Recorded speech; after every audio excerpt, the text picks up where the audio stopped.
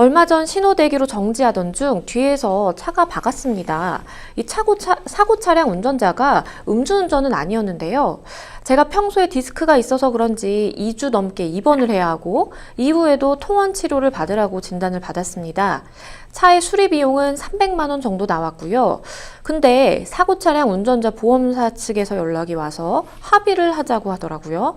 저는 부상 때문에 몸이 회복이 되는 걸 보고 합의금을 정하려고 하는데 상대 측에서 합의 시기를 운운합니다. 합의는 빨리 할수록 좋나요? 또 합의금은 얼마나 받아야 할까요? 사실 교통사고가 이렇게 이제 발생하면 상대방이 연락을 취해온다기보다는 이렇게 보험사를 통해서 합의를 하자 내지는 합의 금액 어느 정도 이렇게 정하자라는 이야기가 많이들 오고 가죠. 실제로 합의로 이렇게 해결되는 경우가 많은가요?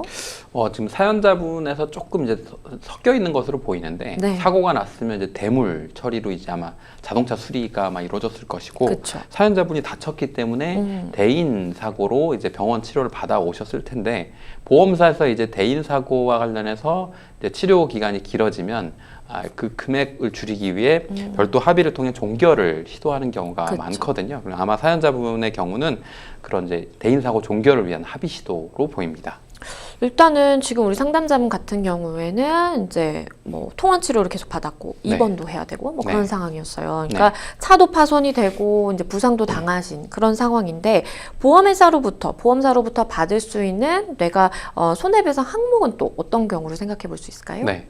그 사연자분이 부상을 당한 거를 대인사고라고 해서 병원에서 이제 치료를 받는 동안 지출되는 그 비용이 있을 수 있고 네. 또 차량이 망가진 것에 대한 대물사고 처리 비용이 있을 수 있는데 대인사고의 경우는 원칙적으로 손해 3분설이라고 해서 적극적인 손해, 내가 지출하게 된 금액, 소극적인 손해는 내가 일을 하지 못해서 벌 수 있었던 손해, 그 다음에 마지막으로 위자료에 따른 배상을 받으실 수 있는데 네. 사연자분의 경우는 합의를 한다고 하면 대물사고에 대해서는 아마도 이제 정비업소에서 처리를 하고 그게 대물 비용으로 보험금이 직접 지급이 정비업소로 갔을 것이고 사연자분에게는 이제 손해삼분설에 따른 그 합의금의 액수만 정하면 될 것 같아요. 네.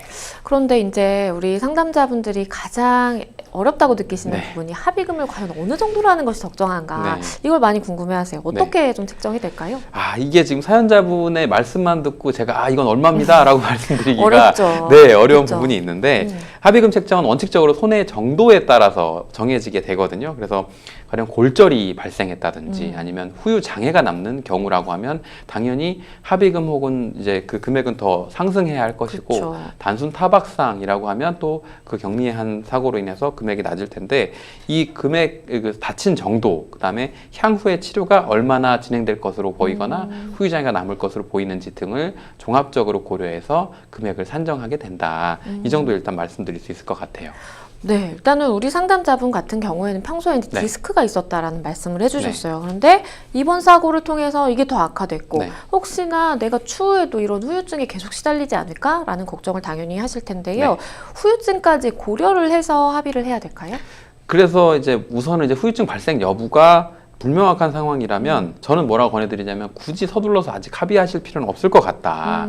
다만 이제 합의를 조기에 진행한다면 그 후유증 같은 향후 치료비까지 고려해서 합의금을 좀 더 높게 책정해달라고 요청하시거나 네. 혹은 반대로 후유증 발생 여부에 대해 지금 명확하지 않기 때문에 후유증에 대한 부분을 배제하고 내가 추후에 청구할 수 있다는 사항을 유보조항을 합의서에 집어넣고 종결하신다든지 이런 점을 좀 고려할 수는 있을 것 같아요.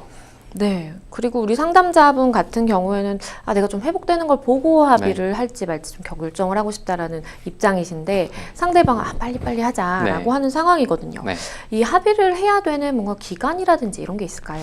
이제 치료가 계속되고 있는 경우라면 합의의 종기는 정해져 있지는 않습니다. 네. 그래서 이제 그 피해자분 입장에서는 합의 치료를 받고 있는 동안에는 손해가 아직 확정되지 않은 상황, 계속 발생하고 있는 상황이기 때문에 치료를 계속 받으시다가 그 치료가 어느 정도 마무리되는 시점에 합의를 하셔도 된다. 저는 일단 보통 이렇게 말씀을 드립니다. 네, 그럼 마지막으로 우리 상담자분께 조언 주신다면 어떤 게 있을까요? 네, 앞서 말씀드린 내용 고려하면 이제 보험사 입장에서는 신속한 종결을 위해서 합의를 좀 독촉을 하실 텐데 좀 충분한 이제 후유 장애까지 고려하셔서 치료를 받으신 다음에 합의를 진행하시는 게 좋을 것 같다. 이 정도 마지막으로 말씀드리겠습니다.